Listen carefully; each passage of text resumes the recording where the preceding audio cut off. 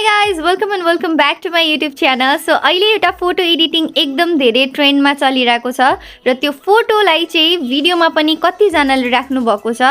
So हजुरले चाहिँ यो भिडियोलाई लास्टसम्म हेर्नु होला. भिडियो कस्तो लाग्छ एक लाइक गरेर मेरो च्यानललाई सब्स्क्राइब गर्न नबिर्सिनु होला. सो यस्तो खालको फोटो एडिट गर्नको लागि चाहिँ हजुरले धेरै खालको एपबाट गर्न सक्नुहुन्छ.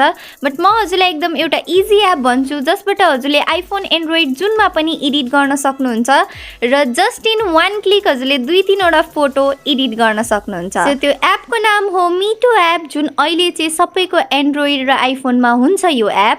सो यो एपबाट हजुरले बनाउन सक्नुहुन्छ एकदम इजिली. हजुरले तलपट्टि एआई आर्ट भन्ने अप्सन देख्नुहुन्छ त्यसमा क्लिक गर्ने.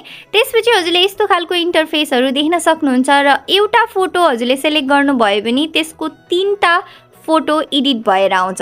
सो हजुरले अपलोड फोटोमा क्लिक गरेर एउटा फोटो सेलेक्ट गर्ने र त्यसपछि एआई जेनरेटिङ भनेर हजुरले यहाँनिर अप्सन देख्नुहुन्छ. सो यहाँनिर 3टा फोटो लोड हुन्छ र सबै डिफ्रेन्ट वेमा हजुरले देख्न सक्नुहुन्छ. सबै सेम टाइप अफ हुँदैन. सो हजुरको एउटा मात्र कुनै न कुनै राम्रो हुन्छ. सो यसमा चाहिँ मलाई 2टा एकदम धेरै राम्रो लाग्यो. सो म त्यसमा क्लिक गर्छु.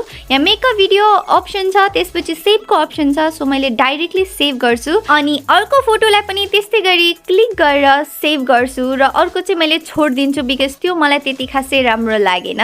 सो यस्तै गरी हजुरले कुनै न कुनै एउटा फोटो सेलेक्ट गरेर चाहिँ यसरी बनाउन सक्नुहुन्छ. सकेसम्म हजुरको फेस राम्रोसँग देखिएको फोटो राख्नुहोस्, त्यो चाहिँ अलि राम्रोसँग बन्छ.